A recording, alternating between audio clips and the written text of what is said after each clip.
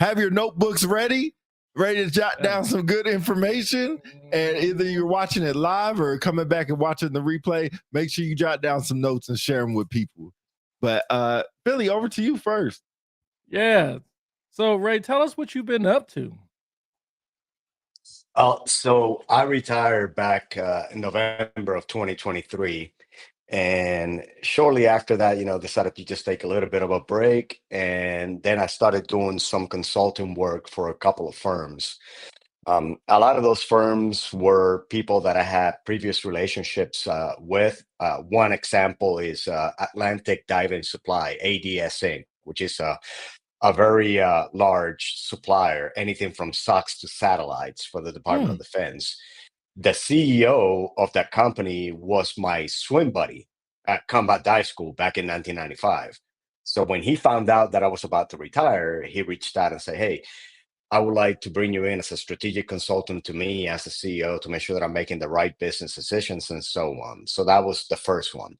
The second one, and he actually waited a few months until after I retired because he remembered when I said, I want to make sure that I spend some time with the family, was Robert Irvine.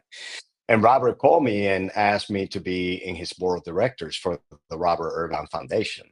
And on top of that, one of my other mentors, Jim Roy, ended up, Chief Master of the Air Force, Roy, ended up opening another door with First Command Financial Services to be in their board of advisors. So started doing that for the first year, and here we are 1 year later, man, enjoying retirement.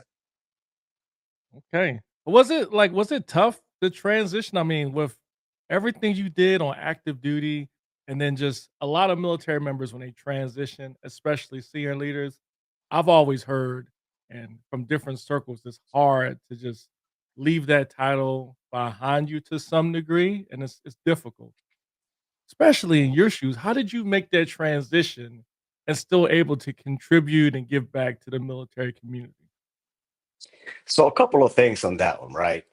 Anything in life that you do not plan for is going to be hard. So that's where most people get into a conundrum, right? They think they have an idea of what they want to do. They think they know where they want to live. And then they wait so long to make those decisions to where when H hour comes, they're struggling. They're like, God, I didn't make this decision.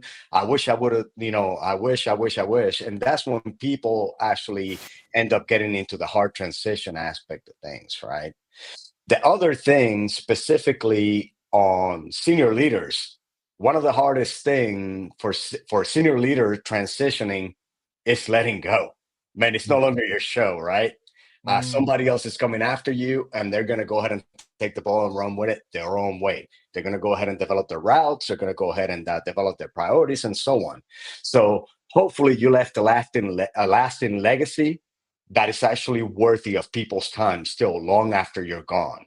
So my transition was very easy, man. I had a highly capable senior enlisted leader coming after me in Troy Black, the former Sergeant Major of the Marine Corps.